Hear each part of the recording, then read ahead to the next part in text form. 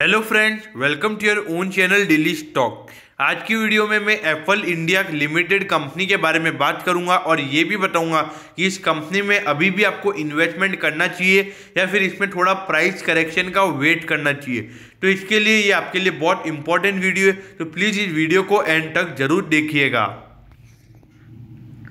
और अगर अभी तक आपने हमारे चैनल को सब्सक्राइब नहीं किया तो प्लीज़ आप हमारे चैनल को सब्सक्राइब जरूर कर दें, क्योंकि हमारी जो नई वीडियो आएगी उसका नोटिफिकेशन आपको मिल जाएगा और आप हमारी एक भी वीडियो मिस नहीं कर पाएंगे। तो सबसे पहले हम ये जानते हैं कि एप्पल इंडिया कंपनी क्या काम करती है। तो देखिए, एप्पल इंडिया कंपनी एक एडवर्टाइजिंग कंपनी है। एडवर्टाइजिंग मतलब जैसे कि आप जब टीवी देखते हो तो आप कोई सीरियल देख रहे होते हो, तो उसके बाद जब वो सीरियल का एक पार्ट खत्म हो जाता है फिर उसके बाद आपको थोड़ी ऐड दिखाई जाती है। लेकिन ये टीवी वाली ऐड तो प्रोवाइड करवाता ही है, लेकिन आपने देखा होगा कि आप मोबाइल के अंदर गेम खेल रहे होते हो, लेकिन जब आपका नेट चालू होता है तो अचानक से आपको ऐड दिखाना शो कर देता है वो। तो ये क्या करते हैं कि जो मोबाइल्स में आपको ऐड दिखाते हैं ना, ये उनका भी काम करते हैं, उनका मार्केटिंग करने का भी ये काम करते हैं। तो आपको समझ में आ गया होगा कि एप्पल इंडिया का काम है एडवर्टाइजिंग प्रोवाइड करना, ऐड बनाना और लोगों को ऐड दिखाना। ये काम है एप्पल इंडिया लिमिटेड कंपनी का। तो देखिए, कंपनी का कारोबार तो खासा अच्छा है और मेन बात यह है कि आत्मनिर्भर भारत के चलते इस स्टॉक को थोड़ा ज़्यादा फायदा होगा, ऐसा मेरे को लगता है, क्योंकि इसमें थोड़ा मतलब ये कंपनी का मेन फोकस इंडियन कंपनीज के ऊपर रहता है। और जबकि अगर इंडियन कंपनीज अगर बाहर वालों से अपनी मार्केटिंग नहीं करवाएंगे और ज़्यादा से ज़्यादा मार्केटिंग इंडियन कंपनीज से करवाएंगे, तो इसलिए इस कंपनी को सबसे ज़्यादा बेनिफिट होगा, ऐसा मेरे को लगता है। अब देखिए, कंपनी की मार्केट कैपिटलाइजेशन देखिए, सिर्फ 8,255 करोड़ की कंपनी की मार्केट कैपिटलाइजेशन है।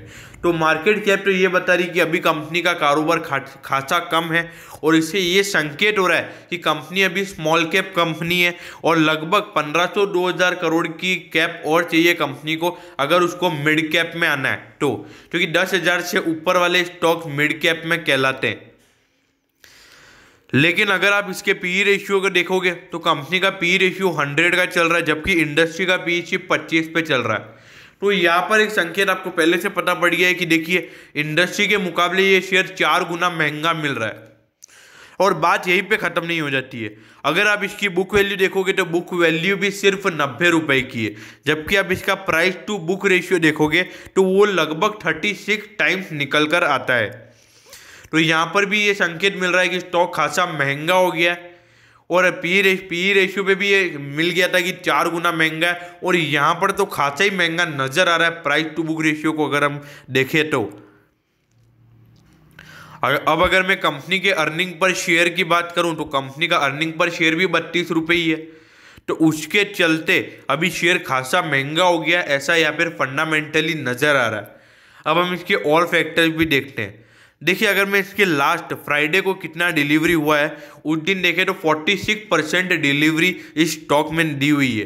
देखिए, ये स्टॉक में आपको मैं फिर भी बता दूं, इसमें अधिकतर आपको डिलीवरेबल भी ही ज़्यादा मिलेंगे। क्यों? क्योंकि स्टॉक के अंदर लिक्विडिटी बहुत कम रहती है, क्योंकि अगर आपने शेयर को 3,000 के प्राइस पे बाय किया तो उसके बाद अगला कोई बायर या सेलर 3,025 पे मिलेगा, तो मतलब ये बहुत इलिक्विड शेयर है। तो इसलिए इसमें आपको इंट्राडे नहीं करना है, ऐसा मेरा मानना है। इसमें भूल के भी आप इंट्राडे मत कीजिएगा, क्योंकि आप बहुत भारी वाले फंस भी सकते हो अगर आप इस शेयर में इंट्राडे करते हो तो।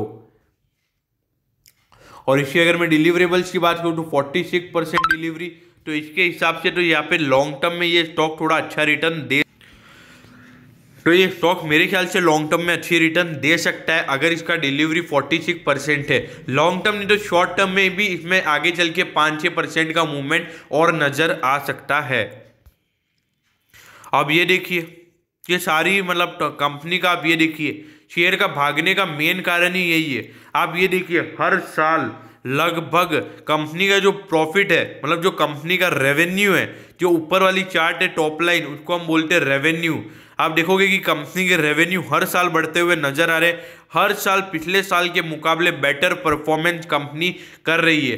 तो इसी के चलते लोगों को ज़्यादा भरोसा इस कंपनी में आ गया है। और मेन बात क्या है, आत्मनिर्भर भारत के चलते इस कंपनी में एक ज़्यादा अपवर्ड मूवमेंट देखने को मिला है। और ऐसा मेरे को भी लग रहा है कि अगर आगे चल के कंपनी की प्रॉफिटेबिलिटी डबल हो जाती है तो वो पी रेशियो एकदम वेरीफाइड हो जाएगा और वो शेयर एक स्टेबल कंडीशन या फिर स्टेबल वैल्यूएशन पर भी आपको दिखेगा। तो देखिए, आप हर साल लगभग minimum 80 to 90% year on year growth देखने को यहाँ पर मिल रहा है। तो ये एक अच्छी बात है। और बात यहीं पर खत्म नहीं हो जाती है, मेन बात कंपनी की प्रॉफिटेबिलिटी में भी है। कंपनी की प्रॉफिटेबिलिटी भी हर साल एक अच्छे ईयर ऑन ईयर ग्रोथ के साथ बढ़ती हुई नजर आ रही है। तो ये आप देखिए कि भाई साहब, कंपनी तो बहुत बढ़िया परफॉर्म कर रही है, इसमें कोई भी दो राय नहीं है, दो राय वाली बात नहीं है। अब कंपनी की प्रमोटर होल्डिंग वो भी बहुत खासी अट्रैक्टिव है। देखिए, 68% की होल्डिंग प्रमोटर्स के पास है। तो मतलब जो मेन कंपनी के ओनर्स हैं उनके पास ही 68% का माल पड़ा हुआ है। इसमें फिर वापस म्यूचुअल फंड के पास भी लगभग 8-9% की होल्डिंग्स है। DII के पास भी लगभग 10% का होल्डिंग है और FII के पास भी 8% का होल्डिंग इसके अंदर है। तो देखिए, मोटा मोटा अपने अदर पार्टीज या फिर आपके और मेरे जैसे छोटे मोटे रिटेल इन्वेस्टर्स के पास इसमें सिर्फ 12% की होल्डिंग्स है। तो मतलब 88% होल्डिंग बड़े लोगों के पास पड़ी हुई है। तो इसमें आपको ज़्यादा दिक्कत लेने की ज़रूरत नहीं है। लेकिन मेरे ख्याल से ये स्टॉक अभी जो भागा हुआ है, ये इनकी होल्डिंग इतनी ज़्यादा होने के कारण ही भागा हुआ है। इसमें एक करेक्शन तो होना ही चाहिए, ऐसा मेरा मानना है। अब ये देखिए, आप कंपनी की टॉप लाइन देखिए कितनी बढ़िया, मतलब जो कंपनी की टोटल इनकम है वो देखिए। पिछले साल कंपनी की टोटल इनकम थी 249 करोड़ और इस बार हो गई है वो बढ़कर 339 करोड़, मतलब लगभग 90 करोड़ की कंपनी की टोटल इनकम बढ़ी है। आप इसमें ये भी कह सकते हो कि कंपनी के रेवेन्यूज लगभग 90 करोड़ बढ़ते हुए नजर आ रहे हैं। तो ये इसको अगर आप परसेंटेज वाइज देखोगे तो ये लगभग मोटा मोटा मेरे हिसाब से 40% ईयर ऑन ईयर ग्रोथ देखने को यहाँ पर आपको मिल रहा है। अब अगर आप कंपनी का इंटरेस्ट पेमेंट देखोगे तो मतलब कंपनी ऑलमोस्ट मतलब एक तरीके से डेट फ्री ही है कंपनी। तो मेन रीजन ये भी है कंपनी के शेयर का भागने का, क्योंकि जो कंपनी डेट फ्री होती है तो वो एक प्रीमियम वैल्यूएशन पर आपको मिलेगी, इसमें कोई भी दो राय वाली बात नहीं है। अब अगर मैं कंपनी के नेट प्रॉफिट की बात करूं तो पिछले साल जो 48 करोड़ था वो इस बार हो गया बढ़कर 65 करोड़। तो इसमें भी आपको लगभग ईयर ऑन ईयर ग्रोथ देखने को मिला है 20% का। तो ये भी एक अच्छी बात है अगर मैं कंपनी के नजरिए से बात करूं तो। अब कंपनी का जैसे अगर आपने देखा कि जो कंपनी का प्रॉफिट है, कंपनी का जो नेट प्रॉफिट, कंपनी की जो बॉटम लाइन है, अगर उसमें आपको बढ़ोतरी देखने को मिल रही है तो सीधी सी बात है कि आपको इसके अर्निंग पर शेयर में भी आपको बढ़ोतरी देखने को मिलेगी। 2019 में ये 20 रुपये थी और इस बार वो बढ़कर 26 रुपये हो गई है। तो मुझे यहाँ पर भी ईयर ऑन ईयर ग्रोथ 30% का नजर आता हुआ दिख रहा है। अब अगर मैं कंपनी की बुक वैल्यू की बात करूं तो ये तो खासी अट्रैक्टिव है और इसमें 200% का ईयर ऑन ईयर ग्रोथ देखने को मिला है। तो मेरे ख्याल से ये भी एक रीज़न हो सकता है कि इसके चलते कंपनी के शेयर की प्राइस खासी महंगी नज़र आ रही है, क्योंकि लोगों को लगा होगा कि इस बार कंपनी खासा आउट परफॉर्म भी की है और इस बार तो भी आत्मनिर्भर भारत के चलते आने वाले फाइनेंशियल ईयर में कंपनी और भी बढ़िया परफॉर्म कर सकती है। तो मेरे ख्याल से स्टॉक उसकी वजह से ही पहले ही भाग रहा है, मार्केट पहले से ही उसको मतलब फैक्टर इन करना चाहता है, ऐसा मेरा मानना है। अब मैं कंपनी के ग्रॉस प्रॉफिट मार्जिन परसेंटेज की बात करूं तो देखिए, ग्रॉस प्रॉफिट मार्जिन परसेंटेज इतना सा मतलब लगभग 0.20% जितना गिरा है। तो इसको मैं ज़्यादा कुछ चेंज नहीं बोलूँगा, इसको भी मैं रीजनेबली ओके बोलूँगा और इसको मैं नेगेटिव वे में नहीं लूँगा। अब आगे चल के मैं अगर इसके ऑपरेटिंग मार्जिन परसेंटेज की बात करूँ तो इसमें भी थोड़ी सी नी के बराबर इसमें गिरावट आपको नजर आ रही है। इसको भी मैं ज़्यादा नेगेटिव वे में नहीं लूँगा, इसको भी मैं पॉजिटिव ही बोलूँगा, क्योंकि अगर गिरावट उसको बोलते जब 4-5% अगर कंपनी के मार्जिन में आपको गिरावट देखने को मिले, लेकिन अगर यहाँ पे सिर्फ 2-3 मतलब पॉइंट मतलब आधे % की अगर आपको गिरावट देखने को मिल रही है तो उसको मैं गिरावट के अंदर नहीं गिनूंगा। अब अगर मैं कंपनी के नेट प्रॉफिट मार्जिन परसेंटेज की बात करूं तो इसमें थोड़ी सी हल्की सी बढ़ोतरी देखने को मिली है पिछले साल के मुकाबले, जो कि है 0.5%। तो मैं ये बोलूँगा कि मार्जिन रेशियो ये संकेत दे रहे हैं कि कंपनी कंसिस्टेंटली बढ़िया परफॉर्म कर रही है और एक सेम लेवल पे परफॉर्मेंस करती हुई नजर आ रही है। तो इसलिए मैं ये बोलूँगा कि कंपनी के मार्जिन रेशियोज ये दिखा रहे हैं कि कंपनी कंटिन्यूसली बढ़िया परफॉर्म कर रही है। अब अगर मैं कंपनी के रिटर्न रेशियोज की बात करूं, जो कि कंपनी के रिटर्न ऑन इक्विटी रेशियोज हैं, तो इसमें तो 2019 के मुकाबले गिरावट देखने को मिली है और वो भी भयंकर गिरावट देखने को मिली है। अब इसका मेन कारण क्या है ये भी मैं आपको बताता हूँ। देखिए, ये मैंने आपको बताया कि कंपनी का प्रॉफिट पिछले साल के मुकाबले बढ़ा है, ये तो आप सभी को पता है, लेकिन रिटर्न ऑन इक्विटी परसेंटेज में मतलब कंपनी ने अपनी इक्विटी को इतना बढ़ा दिया लेकिन तो भी उतना परसेंटेज प्रॉफिट कंपनी को नहीं हुआ। देखिए फॉर एग्जांपल, देखिए अगर कंपनी के पास पहले 1000 करोड़ की कैपिटल थी तो उसके ऊपर कंपनी ने सपोज 100 करोड़ का प्रॉफिट कमाया तो कंपनी का रिटर्न ऑन इक्विटी हो जाएगा 10%। लेकिन अगर कंपनी 1000 करोड़ रुपए और डाल रही है तो उसके हिसाब से कंपनी को मुनाफा कितना होना चाहिए, 200 करोड़ का होना चाहिए। लेकिन ऐसा नहीं हो रहा है, कंपनी ने 1000 करोड़ और जरूर डाले हैं लेकिन कंपनी का जो प्रॉफिट है वो उतना नहीं बढ़ पाया है। तो इसीलिए रिटर्न ऑन इक्विटी परसेंट में आपको यहाँ पे गिरावट देखने को मिली है। अब अगर मैं कंपनी के आरओसी की बात करूं, जो कि कंपनी का रिटर्न ऑन कैपिटल एम्प्लॉयड होता है, तो इसमें भी वही बात है, इसमें भी उतनी ही गिरावट आपको देखने को मिली है। तो यहाँ पर भी मेरे ख्याल से वही फैक्टर यहाँ पर भी वही नजर आ रहा है। तो रिटर्न ऑन इक्विटी और कैपिटल एम्प्लॉयड की वीडियो मैंने पहले से बना रखी है, तो आप जाके देख सकते हो। अब इसके रिटर्न ऑन एसेट परसेंटेज की बात करें तो इसमें भी यही बात नजर आ रही है। इसका मतलब ये हो गया कि कंपनी में एसेट तो बड़े हैं लेकिन कंपनी की प्रॉफिट उतनी नहीं बढ़ी है। तो ये एक कंपनी के नजरिए से नेगेटिव बात है और मेरे को ऐसा लग रहा है कि कंपनी का प्रॉफिट भले ही अच्छा हो लेकिन कंपनी अपने इक्विटी के ऊपर ज़्यादा रिटर्न नहीं कमा पा रही है, ये एक दिक्कत वाली बात है। लेकिन मेरे को एक बात ये भी नज़र आ रही है कि आत्मनिर्भर भारत के चलते एफएल इंडिया को ज़्यादा अच्छा मुनाफा हो सकता है और आगे चल के ये सारे रिटर्न रेशियोज आपको इंप्रूवमेंट होते हुए नजर आएंगे। अब देखिए कंपनी के करंट रेशियो की अगर मैं बात करूं तो पिछले 2 साल का डेटा आज इसलिए क्योंकि इसको लिस्ट हुए 2 साल ही हुए हैं कंपनी को। तो देखिए इसके करंट रेशियो और क्विक रेशियो दोनों ही एक से ज़्यादा है। तो दोनों ही ये संकेत दिखा रहे हैं आपको कि कंपनी को अपनी शॉर्ट टर्म यानी कि जो 1 साल 2 साल की कंपनी की लाइबिलिटीज होती हैं वो पे करने में कंपनी को कोई भी दिक्कतें नहीं होंगी। क्योंकि अगर एक से ज़्यादा तो कंपनी के जो एसेट्स होंगे, करंट एसेट्स होंगे, वो ज़्यादा होंगे as compared to current liabilities.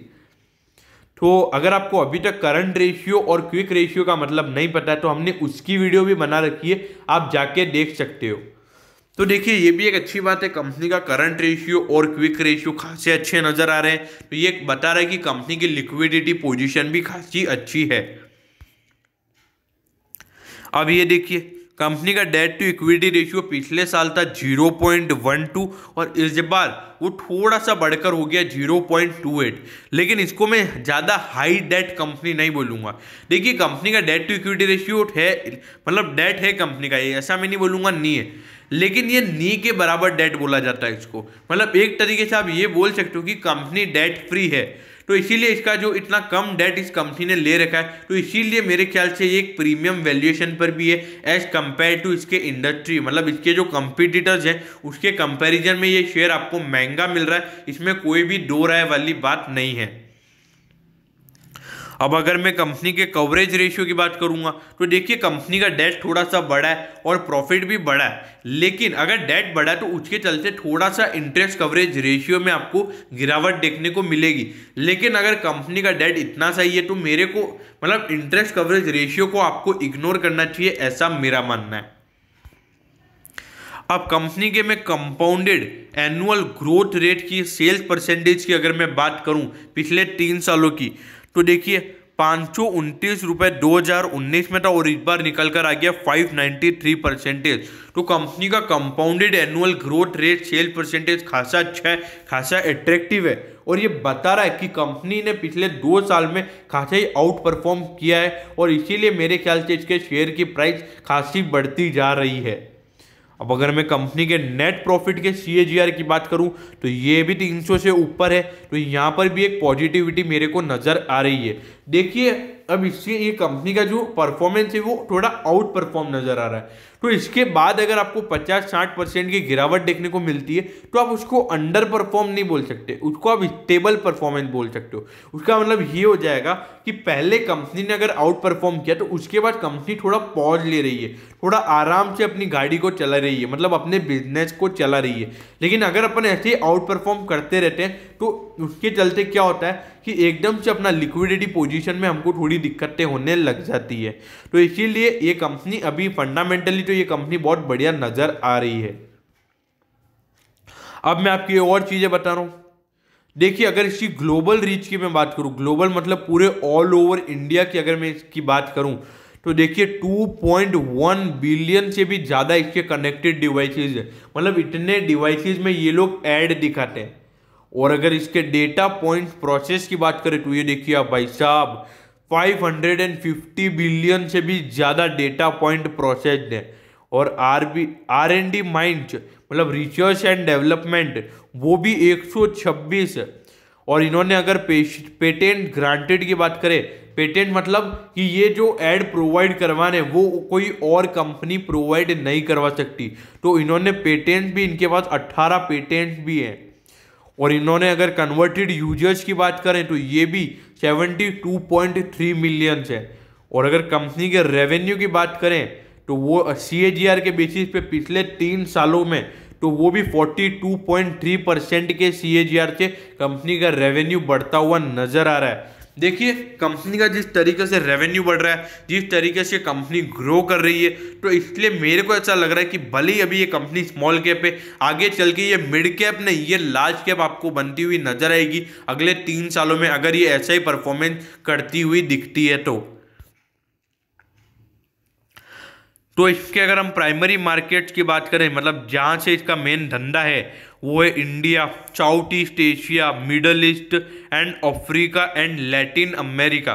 देखिए इसका मेन कारोबार इंडिया में तो है ही है, लेकिन बाहर भी इसका कारोबार है। देखिए इसका जो मेन रेवेन्यू कंट्रीब्यूट होता है इसका वो इंडिया में से ही होता है, लेकिन इसका कारोबार बाहर भी है। ये आप देख सकते हो, साउथ ईस्ट एशिया हो गया, middle east and Africa and Latin America. तो ये इतने अच्छी मेन बढ़िया कंट्रीज में कंपनी का कारोबार चलता है। तो यहाँ पर आपको एक संकेत नजर आ रहा है कि कंपनी खासी अच्छी है और इसका बाहर भी अच्छा नेटवर्क है और बाहर भी अच्छा धंधा चलता है। और इसके अदर की मार्केट्स की मैं बात करूं तो देखिए north America, Europe, Japan, Korea and Australia. तो एक तरीके से जो मेन बढ़िया कंट्रीज जहाँ की GDP खासी स्ट्रांग है और जहाँ पर इकोनॉमी भी बहुत स्टेबल है, डेवलपिंग इकोनॉमी या डेवलप्ड इकोनॉमीज है, वहाँ पर भी कंपनी का मेन कारोबार है। अब इसमें US में कंपनी ने 3 पेटेंट्स को रजिस्टर्ड किया हुआ है to consumer acceptable advertising, digital advertising. और इन्होंने 10 पेटेंट्स तो इन्होंने US और इंडिया में किए हुए हैं, जो कि वो डिजिटल और फ्रॉड डिटेक्शन के हैं। और एक इन्होंने US में रीटारगेटिंग बिजनेस के ऊपर इन्होंने पेटेंट को फाइल किया हुआ है। और 4 पेटेंट इन्होंने सिंगापुर में कन्वर्जेशनल एंड वर्नेकुलर एंगेजमेंट में इन्होंने पेटेंट को फाइल किए हुए हैं। तो टोटल 18 पेटेंट इन्होंने फाइल किए हुए हैं और एक अच्छी बात ये बिजनेस के नजरिए से मानी जाती है। अब अगर मैं कंपनी के मोबाइल इंटरनेट यूजर्स की अगर मैं बात करूं तो देखिए 2019 से 2025 तक 4.6% CAGR से इनके यूजर्स में ग्रोथ नजर आएगी, ऐसा कंपनी का मानना है। और इनका मानना ये है कि अभी कंपनी के करंट 3.8 बिलियन कंपनी के क्या कहते हैं यूजर्स हैं, और उनका ऐसा मानना है कि 5 बिलियन 2025 तक आपको ये देखने को मिलेंगे। और इसकी पेनिट्रेशन रेट की अगर मैं बात करूं तो अभी वो पॉपुलेशन के 49% है, और उनका ऐसा मानना है कि 61% 2025 तक वो अचीव कर लेंगे। अब देखिए, अब आपके मन में ये सवाल उठ रहा होगा कि ये कंपनी अगर स्मॉल कैप है, मतलब ये कंपनी अगर सिर्फ 8,000 करोड़ के मार्केट कैप की है, तो ये शेयर इतना महंगा क्यों है। देखिए, मार्केट में शेयर कम फ्लक्चुएट हो रहे हैं, इसकी वजह से ये शेयर महंगा है। क्योंकि मार्केट कैप निकलती कैसे, मतलब जितने शेयर मार्केट में फ्लक्चुएट हो रहे होंगे उसको अपन मल्टीप्लाई करते हैं कंपनी के मार्केट प्राइस से, तो फिर निकल कर आता है मार्केट कैप। देखिए, इस शेयर का अगर आप ऑल टाइम हाई देखोगे तो वो मोटा मोटा 3470 है, मतलब लगभग 3470 के लगभग इसका हाई है। और ये शेयर मतलब फ्राइडे को ही लगभग 5% ऊपर ये क्लोज हुआ है, लगभग 160 रुपये ये उसी दिन भागा है। देखिए, शेयर के अंदर थोड़ी लिक्विडिटी कम रहती है, और मेन बात तो ये है कि इसका आप लो देखिए, इसका लो भी सिर्फ 750 का ही है। देखिए, ये शेयर आपको महंगा लेना पड़ेगा, इसमें कोई भी दो राय वाली बात नहीं है, लेकिन इसको 3,000 से ऊपर बाय करना अभी इस प्राइस पे, मतलब अभी करंट सिचुएशन पे, तो ये एक गलत बात होगी। देखिए, फंडामेंटली ये स्टॉक एकदम बढ़िया, इसमें मेरे को कोई भी दिक्कत वाली बात नजर नहीं आ रही है। तो इसलिए मेरे ख्याल से इसका जो फर्स्ट बाइंग लेवल बनेगा वो बनेगा 3,000 रुपये पे, और उसके बाद से ये शेयर जितना गिरता है उस पर आपको इसको बाइंग करना चाहिए। वैसे मेरे ख्याल से मोटा मोटा इस शेयर में एक अच्छी खासी गिरावट आपको देखने को मिलनी चाहिए। ये शेयर एक बारी को 2500 रुपये आना चाहिए, अगर इसका करेक्ट वैल्यूएशन के हिसाब से अगर हम माने तो देखिए, ये शेयर खासा अच्छा है फंडामेंटली। अगर आप इसमें निवेश करते हो, मतलब अगर आपको 5-6 साल के लिए इन्वेस्टमेंट करना है, तो आप इसमें अभी भी इन्वेस्टमेंट कर सकते हो। फिर इसमें जैसे ही आपको गिरावट होती है तो फिर आप और बाय करते दीजिए। मैं आपको पहले ही बता दूं कि ये अगर आप कोई भी शेयर को बाय कर रहे हो और हमारे कहने के ऊपर, तो प्लीज़ अपने फाइनेंशियल एडवाइजर से पूछ के फिर आप इन्वेस्टमेंट कीजिएगा। क्योंकि मैं सिर्फ अपना ओपिनियन बता सकता हूँ, ये नहीं बता सकता हूँ कि आपको क्या करना है। आपका डिसीजन आपको खुद को लेना है, तो इसीलिए आप भी एनालिसिस कीजिए फिर इन्वेस्टमेंट कीजिए। तो इसीलिए Apple India is a good company. At the end I am telling that Apple India is a good company, you should invest in it at every dip. मतलब आपको इस कंपनी में हर गिरावट पे इन्वेस्टमेंट करना चाहिए। अगर ये 3,000 से नीचे आपको मिलता है तो बहुत ही बढ़िया बात है। मैं होप करता हूं कि आपको एप्पल इंडिया लिमिटेड कंपनी का एनालिसिस अच्छे से समझ में आया होगा, और अगर आपको एनालिसिस अच्छे से समझ में आया हो तो प्लीज़ आप कमेंट सेक्शन में ज़रूर बताइएगा। और हाँ, अगर आपको क्या कहते हैं कि कोई और कंपनी का एनालिसिस भी अगर आपको चाहिए तो आप कमेंट सेक्शन में ज़रूर बता सकते हो। और अगर आपको वीडियो अच्छी लगी हो तो प्लीज़ आप वीडियो को लाइक कर दीजिए और अपने दोस्तों के साथ शेयर कीजिए, ताकि मुझे मोटिवेशन मिलेगा कि मैं आपके लिए और ऐसी वीडियो ला सकूँ। Okay, thank you.